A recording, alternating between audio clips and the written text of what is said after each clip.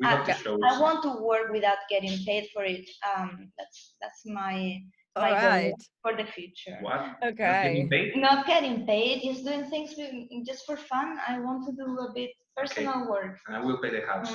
You're listening to Art Heroes Podcast, the show to help you thrive as a digital artist. Tune in to learn how to transform your passion into a career. Get inspired by other kick-ass 2D and 3D artists and find out what it takes to be an art hero.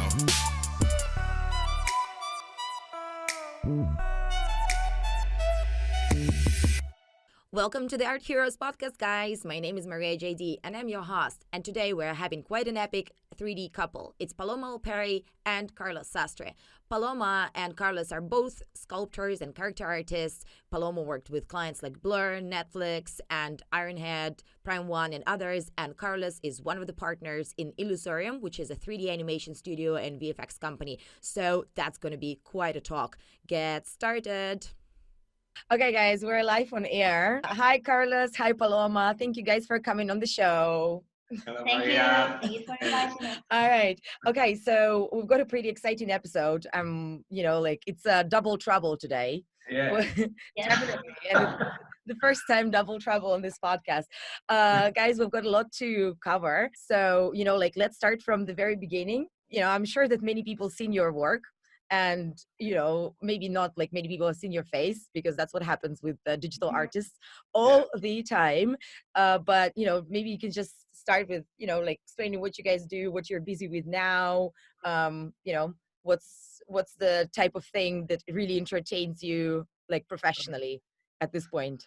Well, lately I'm trying to find time to draw and paint a little bit more. I'm missing a little bit of the more creative things. What we've been doing recently was a lot of commercial work that we cannot show yet. And, No, sadly not, but we I, have to show I want to work without getting paid for it. That's my All goal right. for the future. What? Not Okay. getting paid? Not getting paid, just doing things just for fun. I want to do a bit personal work. And I will pay the house. Okay, Carlos, and what about you? What's your thing now? Because for you, it's not only doing personal stuff, but also running the business. Yeah, we are almost all the time running the business. Right now, Paloma is helping us a lot, to be honest.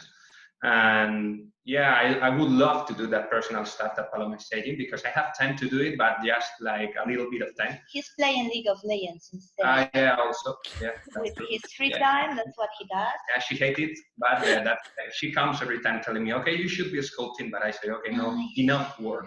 But Okay. I'm trying to do some personal stuff lately, yeah. Okay. Or doing the laundry or something. Yeah. Or Yes. All the important things as well. Okay. Exactly. So Carlos, lately it's a lot of work on the company for you. So on Illusorium, is Yeah. it? All right. Can you just let's talk about this a little bit, and then talk about your collaboration within it. So just tell me a little bit what's the what's the story about the business. Okay, we started like 7 years ago. I met my partners a little bit earlier, like 9 years ago, because we were studying like a master's degree together, a 3D master's degree. And we always talk about it. It's like we thought that we were going to be rich in like 1 year or something like that. We thought that we were going to be Pixar or so, that kind of studios. Yeah, they went to see the offices in the most expensive area of Madrid. Yeah. And they were looking up like, maybe that one with the terrace. Yeah, sure. And then they checked out for the prices. And No. Before we checked out the prices. They said, guys, we need 20 million from you, and we're gonna make a movie. Yeah, something like that. And they laugh at them. So yeah, something like that. It was like we did our first budget, and it was quite crazy. We didn't knew how to make a proper budget at that time, and some guys from LA asked us for some compositing stuff for a kind of tiny movie from LA. And we sent like a crazy budget, and they told us, okay, when we have money to hire Pixar, we will call you. And it was like, okay, guys, this is going to be harder than we thought. So we started doing. Do you remember what was your budget? Like, how much did you It was crazy, 500,000 or something like that for. Oh my God.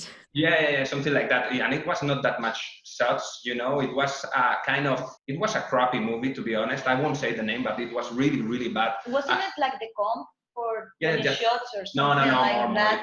It was 100 shots or something like that. Oh, well. Okay. But it was 500,000. Really good.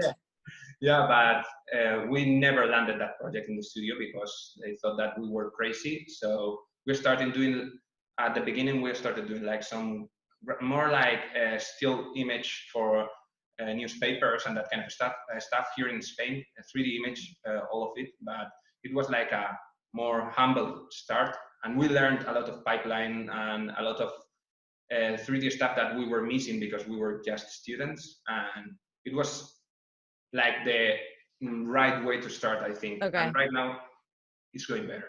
Okay, well, of course. I'm like, after 7 years, do you remember what was your first approved budget? So like after you didn't get your 500,000 approved, do you remember how much you actually Maybe ended up 1,000? billing? Yeah, it's funny. It was something more closer to 1,000. It was something like that. And we still remember it because it was like, we had to do like pretty silly stuff. I can't remember exactly what was it, but it was like a box or something like that in 3D. And we were doing all the tiny wrinkles because it has to look like a paper box. Okay. And we did like all the wrinkles and all the details. And the client said, no, I've asked for a box, a simple box. Don't do that stuff, just a box. And we said, okay, you are paying us more or less 1,000 or something more for this. And they said, yeah. And we said, okay, man, maybe if we do this stuff, we will be rich. But no, it wasn't true neither. But Oh my what is God. it, at least? I'm thinking about my case. I didn't remember until yesterday that I was really trying to remember the stuff for the podcast. I completely forgot about this project. But the first thing I did was with one guy that I met in the school, and we were doing the assets for a mobile game about a drugstore. It was like a pharmaceutical stuff. So we were doing all the medicines in 3D and placing them on the shelves. And we did this for like, I don't know, 2 months. I got 1,000 euros for that. Yeah. And I decided I was like, yeah, with this I can go for 1 month on a holiday to LA. Oh my God. Think about this budget. I almost had to stay there and live like a hobo because I didn't have money to sleep almost or to get a water bottle. Yeah. Did you go to LA? I did go. Yeah. You did go to LA with 1,000 euro? Yeah. To the worst neighborhood. Yeah, She's actually alive. It's a I miracle. went to downtown LA and Good choice. like when you enter the building, you are on a pretty fine street, but the back part of the building is Skid Row. Yeah, the Skid Row. Actually, I was just there like a couple of months ago. Actually, not even a couple of months. Last month. Yeah, I can totally remember everything. Yeah, You know this quite epic. if you continue straight from Skid Row up, you go to the train station, and that's very scary walk. Yeah, Isn't I it? walked that. Yes. Wow. This is so funny. I just walked That's that. what I did with my first 1,000. Yeah. Wow, great investment, Paloma. Right. So okay, that was about like also like about 7 or 10 years ago for you. Wow, that was 10, yeah. Okay. No, I think a little bit less. It was wait a second, 2011. Yeah, 2010. 8 years or something like that. Yeah. Okay. So you guys started about the same time in the industry. Yeah, we don't know, but I have the feeling that we were in the same school at the same time. Yep. Because I'm making the numbers, and I think we were at the same school at the same time. But he says no. No, I think so. I think that we were in this. But you never met. No, not there. Okay. No. So what was the story? How did you actually meet? We met in a pizza place. Like It was horrible, to be honest. She was like in a corner, like in a dark corner, and Looking then mysterious and cool. no, not cool, Right? not cool, Yeah. not cool at all. It was creepy Like as fuck. having a slide of pizza. It like, was really, really creepy, and I was with one of my partners How can talking, I? and then suddenly she woke up, she touched my shoulder and said, "Okay, you look like a kinky guy." I'm explaining No, it. no, no. Yeah, something like that. What I'm translating? You know what that means? Yeah, I know. Yeah. No, what? Okay, I he's love that. making up the translation. Of course, that's fine. That's fine. So you met at a pizza place, Yeah, and you a didn't horrible know, place. and you didn't know that you were both into 3D. No, Oh, we knew. yeah. It was It a was 3D a event. meeting for 3D people from Spain, Yep. and the guy that organized it just took us to a very I don't know. weird looking, like I don't know, like post-apocalyptic pizza place. Yep. So It was- definitely the pizza corner with the corner where you were sitting was definitely Yeah. dark. It was yeah. dark, but it's nothing to do with me. It was, Yeah, Yes. it was. it was the place. It's a shame that my partner is not The here place because had the lights like doing. Yeah. Oh. Yeah. it So was you pretty- met at the pizza place, and then like kind of the magic happened over the course of the years. No way. No. No, At that he time we hated hate each me. other. I want just to be friendly and talk to them. No, that's a lie. because- She told like the horrible. I've never ever met a girl that told me something that horrible with the first conversation, you know. And it was like, okay, I don't want to talk with her. And after that, And he was very bummed. Like yeah, he and that his time. friend, they were going to the gym a lot and showing off, and they were like very tanned and like walking like this, like two wardrobes. And I just went there and said, hey, you are from Valencia. It's like I don't know, like you're from Ibiza or something. Like you are this kind of It was disco horrible. club kind of guys, right? Take care of yourselves. What's wrong with that? She was mocking us. What's wrong with that? Nothing wrong. Nothing wrong. I Definitely. really thought you were originally from Valencia. Yeah. Okay. Okay. What's wrong with that? But Yeah. like, so you didn't date after you met? No. No. No, it was like a. No, we blocked each other on Facebook after we met, right? Not that bad. It wasn't that bad. It wasn't that bad. But almost. But yeah, but almost. And also there was like a kind of rivalry between us because she was really good, and we were always like saying, I don't like her work and that stuff. And then we They met. were making fun of me at the company. Just Yeah. make the voice. Like I cannot make he it. Not in was public. And the truth is, after some time, we met again in a famous festival from Galicia, Spain, Mundos Digitales. Yes. And yes, like a theater, but Yeah. I know Mundos Digitales. Yeah, definitely. Spanish one. And then Yeah. after that, we were like talking a little bit more. It was fun because we were learning a lot, and it's great that you can share your all your work with her, and we can give feedback each other. Mhm. We don't hate to look at each other working on the computer. If I'm playing, she hates it, but not if I'm working. And after that, then suddenly it happened. Okay. Cool. And so, right. Fast forward. Now you're also like so you're together and you're working together as well. Yep. How does that feel? He doesn't really follow my orders, right? Look at her. My advice. She's so bossy. No, I'm not bossy. But no, it's really cool. Okay. We started working together first in a crappy project from Illusorium that it was really cool at the beginning, but the client was a little bit crazy. So Yeah, they were dreaming for a while about starting to do some cinematics. Yep. And this was the first project that wanted them to do the artwork from scratch for the cinematic and do the art direction and exploration of the concept art. So they were super excited, and they got me also to do some concept, but the client was horrible, was a bit insane. They were like changing completely their arguments and what they wanted, and then suddenly disappeared. Yeah, it was crazy. And then they got mad because we didn't stop producing because they disappeared, and we're like, yeah, but we have the schedules. Mhm. Yeah, and after that, Paloma brought to the studio, I think, the best project that we have ever had. It's a cinematic for Alberto Mielgo. We in Illusorin we have been doing a lot of stuff, but more related to cartoonish stuff. We were trying to move to something, even if it's stylized, we wanted something like more artistic, not like the regular stuff that people ask for Pixar. Or we loved it, but we wanted to move like something different. And Paloma told Alberto Milgo about us. He came to the studio, and we have been working for 5 months with Alberto in the studio.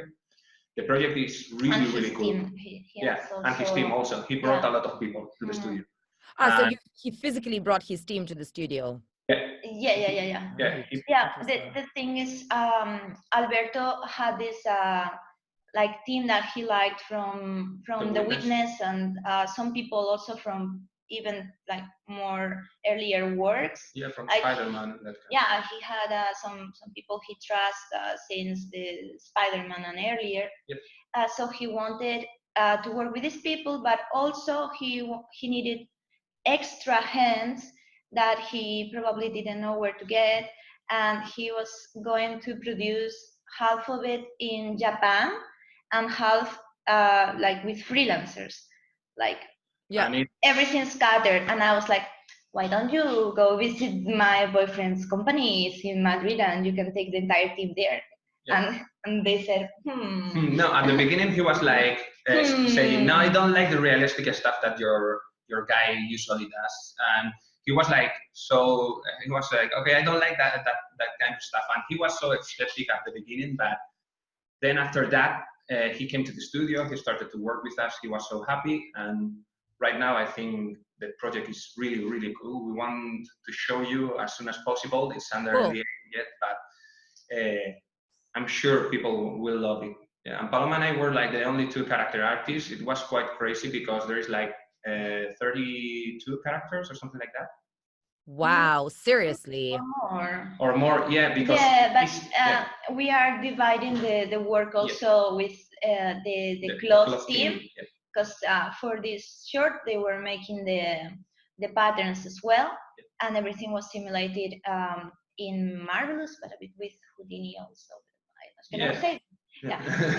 But so that completely changes the appearance of 80% of the character when you change the clothes and the textures and everything. So I think we were modeling the heads and doing the hairstyles, like with the and a lot of props also, like doing shoes, that kind of stuff. We had like a lot of stuff, but it's true that the cloth team did an amazing job, and you will see like it's like, I don't know, like a bunch of models walking on the streets. It's quite cool.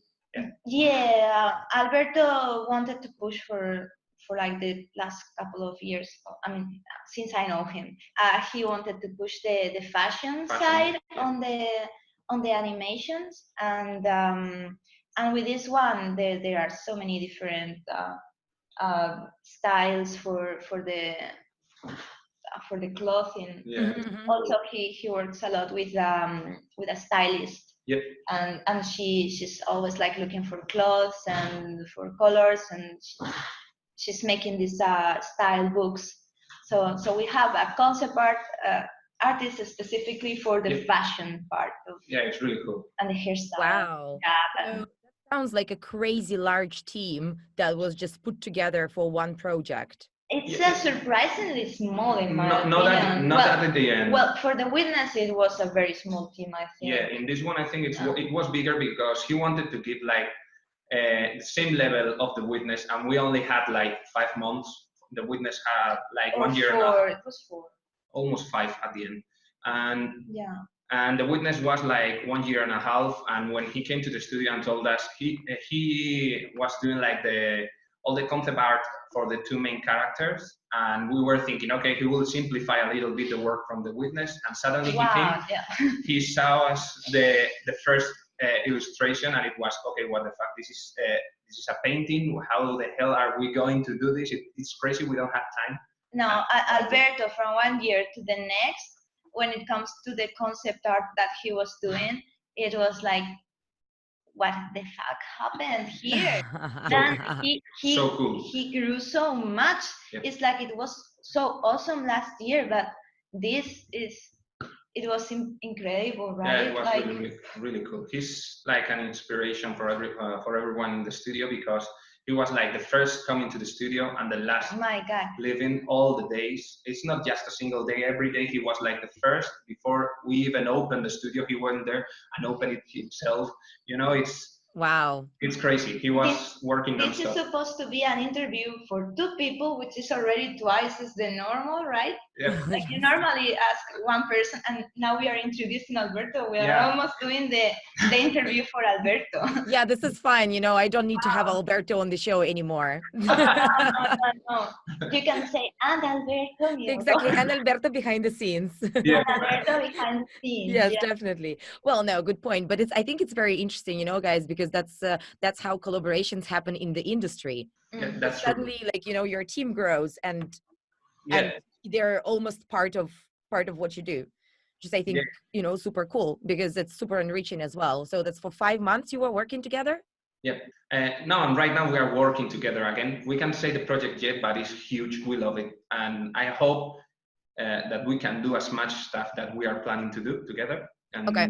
it's really, really Well, cool. help me understand this better, and I think it could be useful also for people who are like listening to us on the other side. So when you have a big collaboration like the one that you're talking about now, do you entirely, so the whole company, the whole Illusorium will work on one collaboration exclusively, or you would have other like smaller projects on the side? We usually have more than one project. Okay. And right now it's quite crazy because the projects are getting bigger. And with that cinematic that we were talking about, we were doing also another cinematic for Spain at the same time. And it was quite hard to organize that stuff. I was like, we had like 2 of the partners in Alberto's cinematic, and the other 2 were in the other cinematic, and it was quite crazy, to be honest, because it's huge for us just to have Alberto's cinematic in the studio. Having 2 at the same time was really, really hard. But after that, we learned we will keep doing like more projects at the same time. But if we hire something like this so big, I think we will keep that a little bit smaller, and we will just do one of those works at the same time. Yeah. So, and for you as a studio, do you guys hire full-timers or do you work with freelancers? We work with both. Right now we are like 20 full-time employees. We have like counting the partners of the studio, we are 20, yeah. And we usually hire a lot of freelancers. Also, we hire people just for specific projects. I know it's a shame because right now we would love to have like a bigger crew in the studio, like full time, but it's hard to keep all the artists in the studio because because of many things. Definitely, I mean, from business sense, it should make sense. Yeah, because it should be sustainable. I mean, like definitely.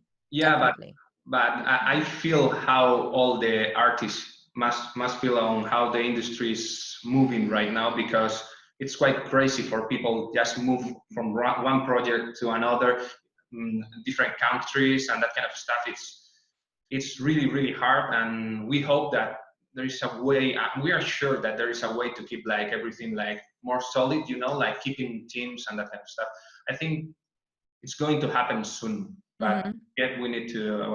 We are still like doing that kind of stuff. All right, and so you know, like for the projects that you guys on board at the moment, after 7 years, what's the progression in terms of like, you know, the cost of a project? What's the average, you know, like the budget for one project that we're talking about like now?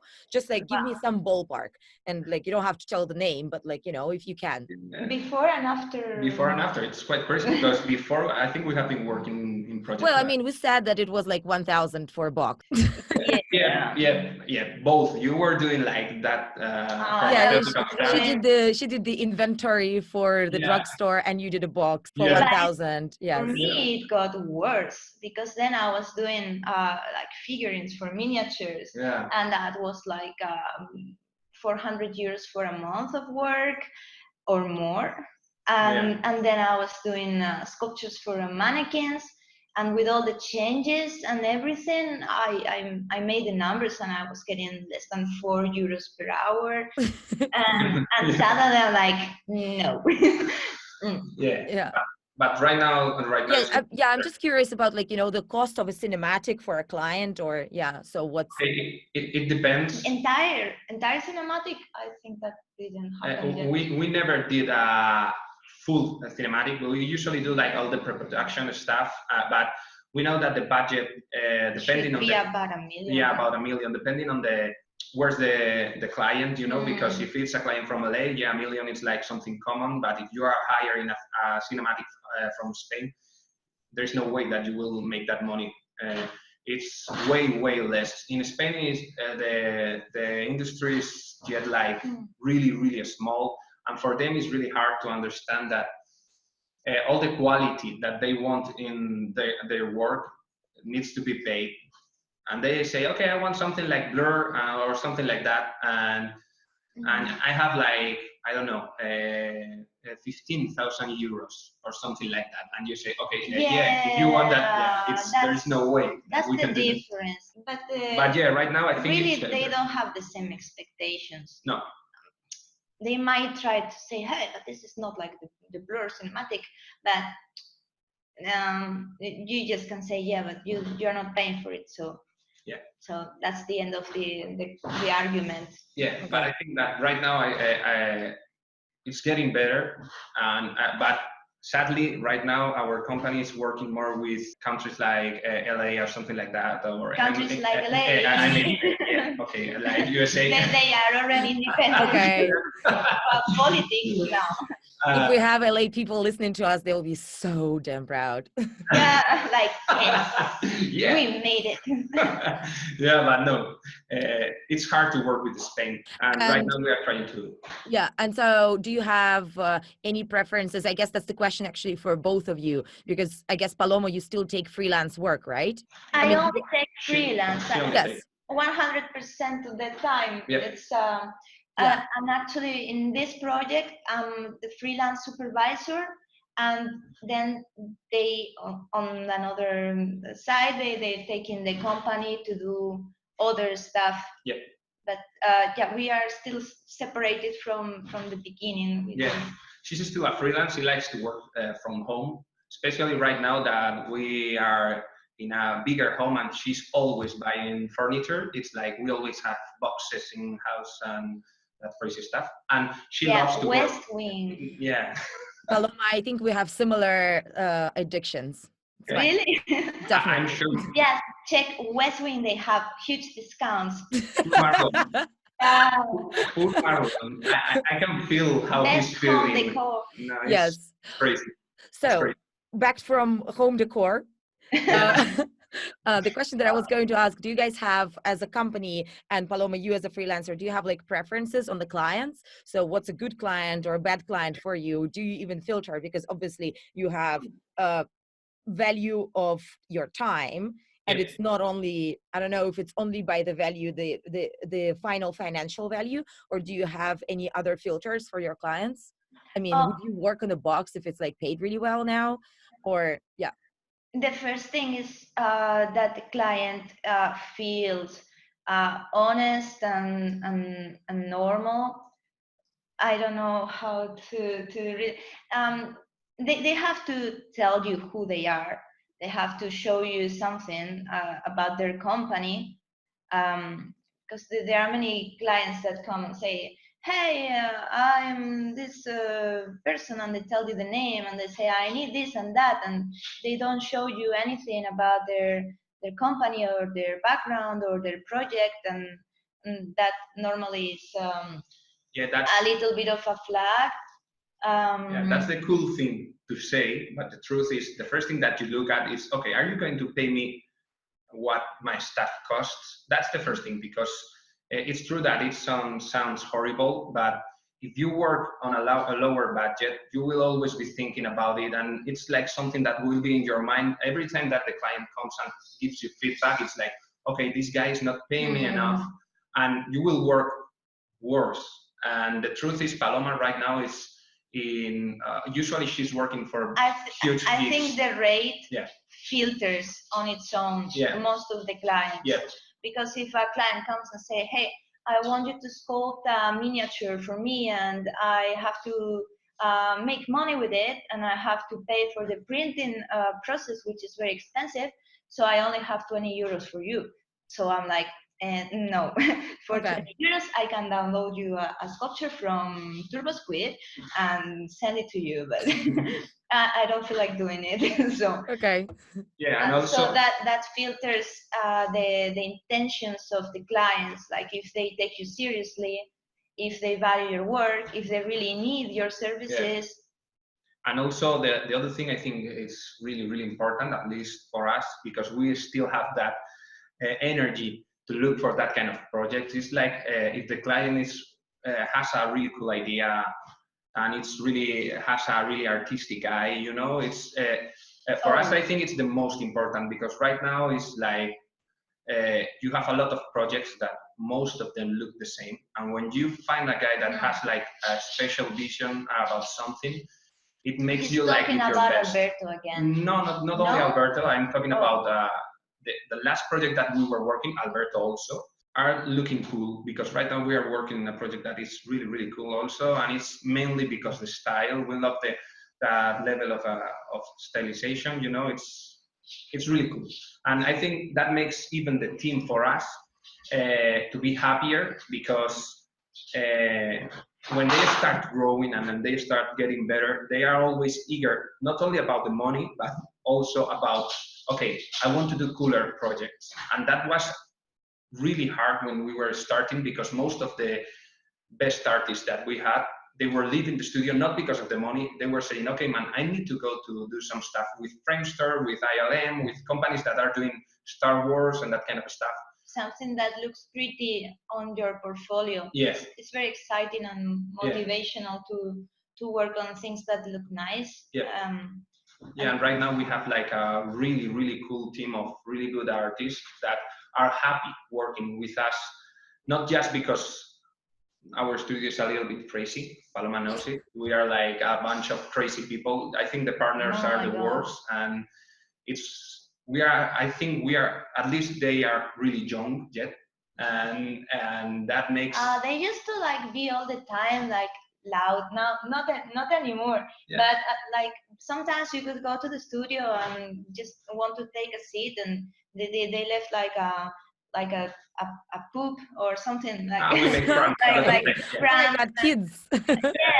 Like kids, or they could just like make your entire screen dirty with I don't know, with some paint or whatever all the time. We were pranking a lot. We still prank a lot, and I think that makes the studio like cooler, because everyone who comes is oh like my happy. God, they also had like this thing. It was like a ruler that was like a penis.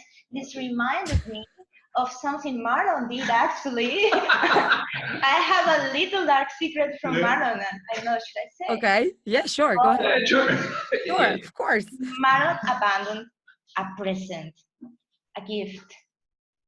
Where? In Croatia, and I have it now. Yeah? Yeah. It's a tiny bite. Because Vimal Gerketa, he came from, I think he traveled from India in the airplane with a giant bag full of it wasn't ducks, it was like chickens. It was like toy chickens that when you press them, they do the coco sound, you know? Yeah. And for Marlon, actually, he gave a special second present, and it was like a pen with a penis, the very nice and soft penis on the top. very nice. You could move it and it would. Oh my God. It was so pretty. And TMI. the very last day, just before I was like leaving Croatia, his friend said, "Oh, do you want these things? Because Marlon left them here." I was like, "What? How could he?" Exactly. How could he leave the little cute penis behind? Exactly the little cute penis. I have a picture of Dimo after just giving the presents to Marlon. They were hugging. Like it was like complete. Oh my God. This moment sounds of like everybody was crying, making pictures of this moment of friendship, and Marlon left it because he's like, "I'm a grown up. heartless. I have Heartless. children, and what if I get into the plane and I try to push my back and suddenly the chicken starts doing the." So he didn't want to go through the airport security with the chicken. Oh my God. Oh my God. Well, That's it. next time we meet, guys, that's yeah, you should just keep it over. Like no matter all the potential of noise. Yes. Yeah. So Cool. So you guys still have the same kind of atmosphere in the studio? Like, is it like more of like 3D we try to. fraternity thing?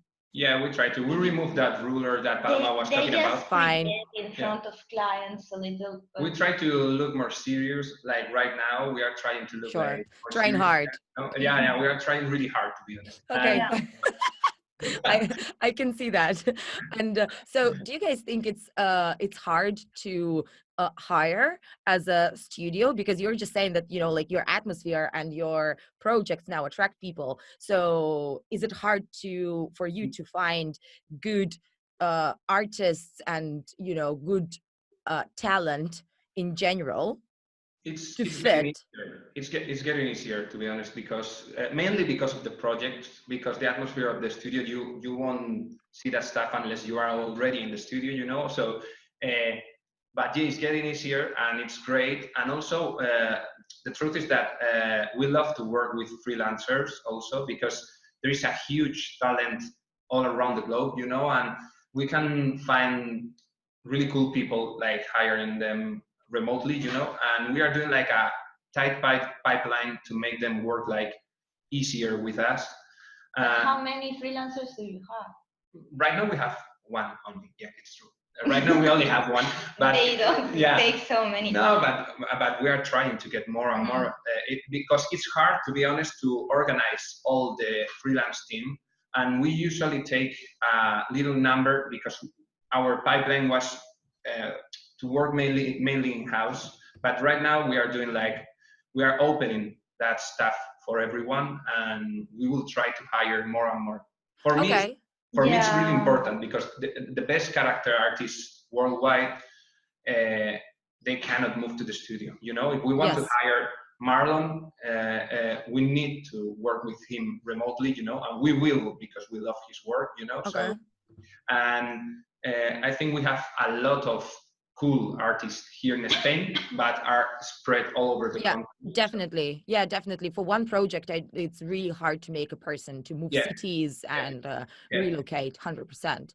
And so give a tip to somebody who wants to work with you guys. What's the best way to get a job as an artist? Imagine if somebody wants to be hired by you, what's the best way to be noticed and to break through? Yeah. Do you want to say something before? No, I don't have a company. I don't know. No, but Paloma is really picky when she wants to hire someone to work with her, even if it's just. I'm not hiring No, people.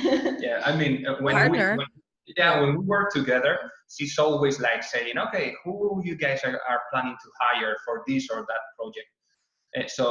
And it's true that Paloma and I have something really similar, that we always say that the profile is everything. The portfolio, it's everything, because there's people that has been working, I don't know, in huge films, and then you work with them and they are great for bigger companies, for companies where you need to do a lot of tiny tasks. And not maybe a full character, for example, because... Yeah, put it simply, portfolio It's over everything. CV. Yeah, and Because- personal work. For us, it's really important, the personal work, not the professional work, because there is a lot of people working in one asset. And I cannot see what's your staff only. You know, it's really hard to see what you did in that special gig or something like that.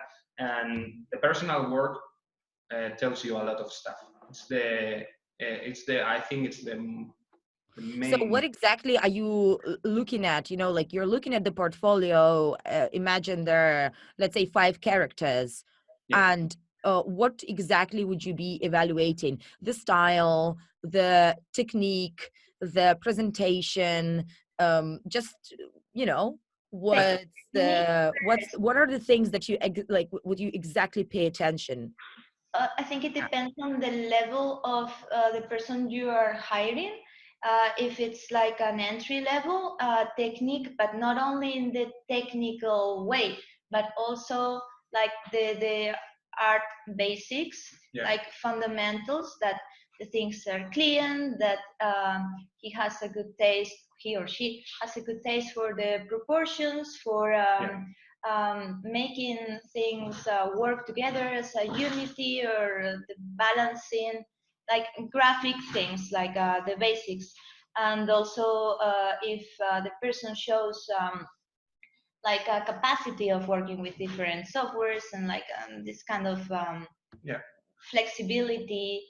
And later on, for like some higher level, then you also add the search for a specific style, but that's for people that already have many years in the industry, because the style is not what you normally find in students. Or I think for entry levels, for us at least, it's also important to I don't know how to explain it, to be a really good team worker. You know, it's like they need to be like flexible. They need to be social also, because for us it's really important.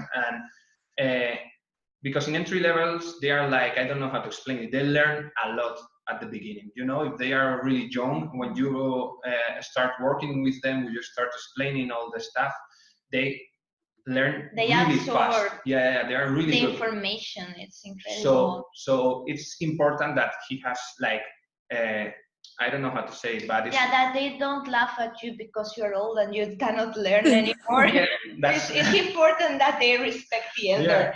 Right? That's really important. They cannot start being like, hey, come on, you're not old, guys. This for one day. Seriously, what are you talking about? No, well. No, we are getting older. Be careful. We are getting really older. These kids are coming very strong. And so, do you guys actually feel competition from the younger generation? Yeah, like, as of, you know, somebody who's been in the industry for over 10 years and is totally smashing it in the industry. Like, do you feel that there is somebody else who can push you aside? We pretend we're cool, right? We're like, we're really good. We're the pros. We're the pros. We're really good. We're all but pretending. Good. Then when we are alone, we are like, hey, did you see what he did in one day? Like, I mean, he learned it yesterday. We were talking with Chris Costa, a really, really cool artist. And he was saying about us, he was saying, you youngsters, you are coming here and stealing our job because you are good. And we were looking at him saying, he's lying. The young ones. He's lying. We are saying, okay, there is a lot of youngsters that are coming that are really, really, really good. We in the company, we have right now like 3 or 4 guys that when I have to supervise them, I look at them and I say, okay, what the hell I'm going to tell them? I don't know what to say because this is so cool, but I have to tell them something because I'm stubborn. Yeah, I'm really stubborn. Or he can get like a bit angry, like, how did you do this? Like, how? Yeah, but maybe. But it's great because it makes you also to keep improving, because you say, okay, maybe I move slower than them, but I need to keep working because if not, I'm out of this. This happened to everyone. Yes. I mean, if we remember ourselves, maybe our education wasn't so cool as the things, the resources that the kids have nowadays. Everything is much better prepared and organized. Yeah. But if you remember yourself, you used to learn like the curve of learning is very, very vertical at the beginning, and then when you reach a level, it's harder and harder. Yeah, it's like you plateau a little bit. Yeah. Okay. Absolutely. It's not that we are special. Yeah, but I guess you still keep learning and keep improving just on different things. Right. Yeah. Of course, that's the main goal. Right now, we are we have been teachers in different universities, and we have been teaching together a really special master degree that was specialized in just digital sculpture. And we were trying to tell all the kids are not that young people. I mean, we have like really older old than people. us. Yeah. And we were trying to tell them that the trick on this just thing, like people thought like a long time ago, because right now all the classical training. all the classical training is getting like back to basics and focusing on very simple ideas and try to really understand them really well and to and for us it's so important that we are going like to workshops from really good traditional artists, especially sculptors like Eudal de Juana. He's one of the most amazing sculptors that I've ever met. Oh my God, we have to say the name of the other one. We have two traditional sculptures that we really like. And I don't have my phone here, right? Yeah, the other one is really hard. Yeah, the other one. I had to ask a friend from Poland, like, hey, how did you say this? And he recorded it. And we've been trying for one day to learn to say it. It's Jegors. No, Jegors. No. I don't know. It's Viada. It's Viada. Yeah. Okay, we'll put it in the show notes. We'll put the link to his stuff to the show notes for sure. Jegors. Viada. Yeah, please. And I didn't say it right. We love those sculptors that we were talking about, but in the workshop of Eudal de Juana, we learned a lot of stuff that we already knew, but we forgot about it, because it's like when you start doing digital stuff, you think that adding a lot of detail is the trick. It's the first thing that you think when you're a student. It's like, okay, I want that skin to look really realistic, to show to my friends and say, okay, man, this looks like a real skin. And that, or using a lot of weird tools or a different pipeline, like focusing a lot on the software and tool. That's also another distraction. Yeah, and we are trying to tell everyone, okay, you need to go back to basics, because learning structure, gesture, and that kind of stuff is really important. Not even anatomy will come after, but first, all this stuff is like the trick to be better than everyone. It's like, it sounds so easy, but it's really hard. It takes a lot of time and a lot of effort, but it's the trick, to be honest, because when I was like 5 years ago, I was obsessed with all the portrait stuff and doing like the most realistic things that I could do. You know, it was a challenge for me. And I got obsessed with all the software and all that stuff. And I was investing like most of my personal projects time was like doing tiny details. And when I saw the overall look of the sculpture, it was like, okay, this look weird. I don't know what I have been doing wrong, but I've been spending a lot of time to make it look cool, and the basics are wrong. And right now, I think in the last 2 years, I've learned a lot thanks to all that ideas to be back to basics and to keep improving. I love that. Like, thanks for sharing, because I think that's absolutely different way of looking at this, instead of like, like zooming in, actually zooming out. Exactly, that's the trick. Zoom out and look on the allow the silhouette, and that kind of stuff is the most important thing. Wow, this is so cool. All right, guys, I just have actually the last question, and then we'll go to our like traditional like questionnaire. The last question is, how do you guys manage work and live together 24/7? Oh, it's quite easy, to be honest. Okay. She was going to tell something horrible, I was sure, but the truth is, it's quite easy. I think people always tell us that. Here. Yeah, we have the dog. That's why we are always with the hands like down. Okay. And nice. Hello. Now it's a triple podcast with a dog. And all the family. Now it's going to be hard to No, tell them to the go down. No. Okay, so it's quite easy, to be honest, because my partners in the studio always tell me, okay, man, you cannot like disconnect from all the 3D stuff if you are always talking with Paloma about the same stuff. And I say, yeah, but we love to talk about it. So the truth is, for us, it's like natural. I think it's like quite easy. But yeah, we are all like one thing in our heads. Yeah, we're a little bit obsessed. Cool. Yeah, awesome. All right, guys. So like the last thing is we've got this traditional questionnaire that I'm going to put you through. So there are like 10 questions and feel free to reply with one word or like one sentence each, I guess, right? So it's going to be, let's do it quick. So what's your favorite place in the world? Home. Paloma? A dream. Bed. Okay. When you're working, what do you listen to? Podcasts. That's a lie. No. Whatever Paloma listens and everything that she listens is horrible, but everything is better than hear her singing. So I think I'm getting used to that crazy stuff about Camela, Los Panchos, Los Chichos, all that crazy stuff that is absolutely horrible. So yeah, yeah. No, and you? A podcast. Yeah, sure. Yeah. Podcast. Yes. Good. What's your best way to gain inspiration?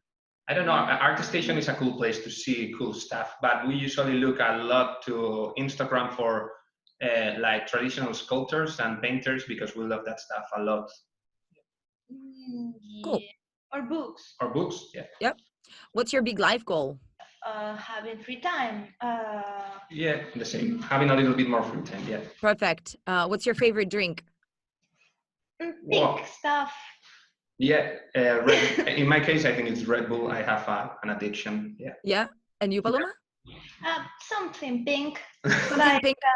Like some. Yeah, she's drinking usually a pink tequila. Or it's quite. Yeah, tequila with a strawberry shake. Yeah, it's like horrible. that. It's always drunk. Nice, it's good. Jeez. What's the first thing that you do in the morning after you wake up? Getting a coffee and going to the computer. That's a lie also. She's always fighting with the dog. She's always fighting with the dog. We let the dog sleep with us in the bed, so he's really heavy. Yeah, you need to remove him from over your legs, and then you have to do a bit of like stretching manually your legs in order them to come to life and take back all the blood flow. Yeah, this is amazing. So heavy, but he's always on my legs. I don't know why. Yeah, he's always on her legs. It's your dog. I'm always broken to her, because I can't. But literally, he just takes the dog and. Yep. What's your backup career? Oh my God, I really think I would be broke and living with my mom. Okay. Yeah, that could be also for me, but I think if not, I think I would be a tattoo artist or something like that. I like tattoos. Yeah. Love that. What's your favorite movie? You have a favorite movie? Yeah, I think the last one that I like the most is Mandy because of all the visual style. It's really, really cool. Panos Cosmatos, you should check that. It's like cool. Yeah. Definitely. I love Klaus. Klaus is awesome also. Klaus is so cute and also like made in Spain. Yeah. Great. Yes. I like to. It's really cool also. Yeah. Who are your legends? Who do you admire? Well, we already spoke about that actually, but. Yeah, you need to say the name again. How was it? Igor Susviadra. Yeah. It's good for and practice. Eudal de Juana is also like, Eudalito. he's a master already. For me, it's like this. And Chris Costa and Marlon is very cool too. Yeah, there's a lot of artists. And Gio. She won't stop. There is a long list. Yes. Okay. Yes, that's good. Done, guys. Last question is, what are some of the things on your bucket list? What's that? So like something that you groceries? Not shopping list, Paloma. Bucket list. I need a lamp. Oh my God, this bucket list will exhaust itself pretty soon. I need a new rack. The next sale. Bucket list. Yeah, so something that you really want to do in life. So something that you like, I don't know, like a big. We want to. I think that this is common. I think she will agree with me. We want to cast something in I don't know, bronze or something like that, a digital sculpture, doing all the process like printing and that kind of stuff, and after that doing I don't think that's common though. It's the first time I hear that, but yeah, let's say it's common, sure. Yeah, like everybody, like everybody else. Yes. I would love cast something in bronze. Yeah. Something simple, it's like Yeah. Oh my God, this is amazing. I love that. Okay, we're actually done with the questionnaire. So that's it, guys. And I think, like we're going to be rounding up because we're also getting closer to the time. So thank you so much for being on the show, for bringing the energy. I think it's been amazing. The double trouble totally paid off. I was a little bit anxious that, that I'm going to collapse under like all of this, but no. Hell yeah, that was totally epic. The first one. Nice. You're the first one that don't collapse. Yeah.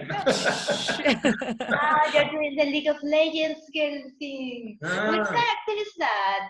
Like the red hair. You should cut. Yeah, end it. She's not going to stop. All right, cut. Thanks for listening to this episode, guys. If you enjoyed the show, leave us a review on Apple Podcast or a comment just here below. We love hearing from you, and tune back in a week. Now let's play the jingle. Thanks for listening to Art Heroes Podcast. Check out www.artheroes.co for show notes, more interviews, and free tools made for you by our team of mentors. Tune in next week for more inspiration, and keep up the great work, hero.